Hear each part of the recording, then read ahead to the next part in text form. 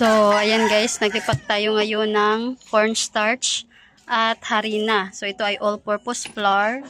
So, ayan, bibilangin natin guys kung ilan ang ating nagagawa nitong cornstarch. So, 1, 2, 3, 4, 5, 6, 7, 8, 9, 10, 11, 12, 13, 14, 15, 16, 17. So, ayan guys, 17 lahat ang ating naripak dito sa ating cornstarch na tagpa 5 pesos. So, ayan. So, ang puhunan ko nito guys ay nasa 35 pesos.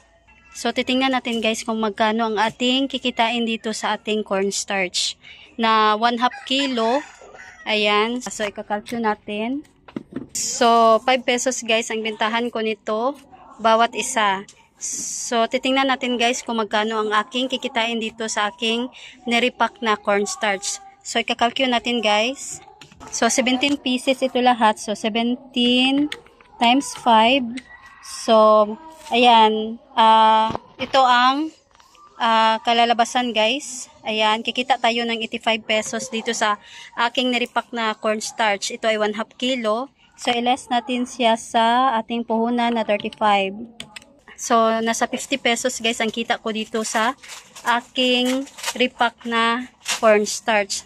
So, ayan, napakalaki ng ating kita dito sa ating repack na cornstarch. Ayan, kapag tayo talaga ang nag-repack, mas malaki ang ating tutubuin. So, dito naman tayo guys sa ating all-purpose flour. So, bilangin natin. So, 1, 2, 3, 4, 5, 6, 7, 8, 9, 10, 11, 12. So, ayan guys, mas madami ang aking nagagawa dito sa cornstarch kaysa dito sa harina. So, 12 pieces lang ang naripak ko lahat dito sa aking 1/2 kilo na all-purpose flour. So, ayan, bibilangin natin guys kung magkano ang aking kita dito sa aking naripak na all-purpose flour. So, 12 pieces ang ating nagagawa. So, ita-times natin. 12 times 5 kasi 5 pesos din ang aking bintahan. So, aabot guys ng 60 pesos ang kita ko dito. Ayan, kapag naubos ito lahat. Then, i-less natin sa puhunan. Nasa 34 ang aking puhunan. So, meron akong kita sa aking all-purpose flour na 26 pesos. So, hindi na rin masama guys. At, ayan, at least meron tayong kikitain. So, hindi gaanong kalakihan ang ating kita dito sa all-purpose flour. Ayan, kaysa dito sa cornstarch na umabot ng 50 pesos lagpas ng ating puhunan ang ating kita dito sa ating neripak na cornstarch. So, paano ba ako guys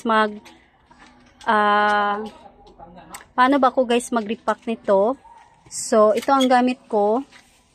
Ayan, so ito ay 1 tablespoon. So, mabibili naman natin ito sa mga supermarket, sa department store. So, iba't ibang size ito guys. Nakaset na ito. So, ito ang aking gamit. So, ang sukat ko nito sa aking 5 pesos, 4 na tablespoon. So, 4 nito guys. Ayan, so ito ayan, ganito kadami ang 4 na tablespoon. Then, dito naman tayo sa ating all-purpose flour. Ganito rin guys, 4 na ganito rin ang aking sukat. Ayan, 4 na tablespoon. So, 4 na kutsara guys nito. Ayan, itong aking all-purpose flour. So, ayan, nakagawa tayo ng 17 pieces sa cornstarch. Then, nakagawa rin ako ng 12 pieces dito sa aking all-purpose flour. So, ayan, malaki-laki ang ating kinikita sa ating mga repack, gaya nitong cornstarch at harina. So, magsipag lang tayo sa ating pagre-repack kasi hindi naman siya as in madali. So, hindi ako nakabili ng plastic para dito sa aking harina at cornstarch. So, ito ang gamit ko guys ngayon, itong 3x10. So, medyo nahirapan ako guys. So, ayan na. Ayan, medyo may mga puti-puti dito sa itaas. So, ayan. So, ayan guys. Ito lang yung share ko sa inyo. Kung magkano ang kita ko sa aking paglilipak nitong cornstarch at harina. So, nag-share din ako kung gaano kadami, ayan, anong sukat ang gamit ko dito sa aking cornstarch at harina. So, ayan guys, sana ay nagustuhan ninyo itong aking video for today. So, ayan guys, thanks for watching.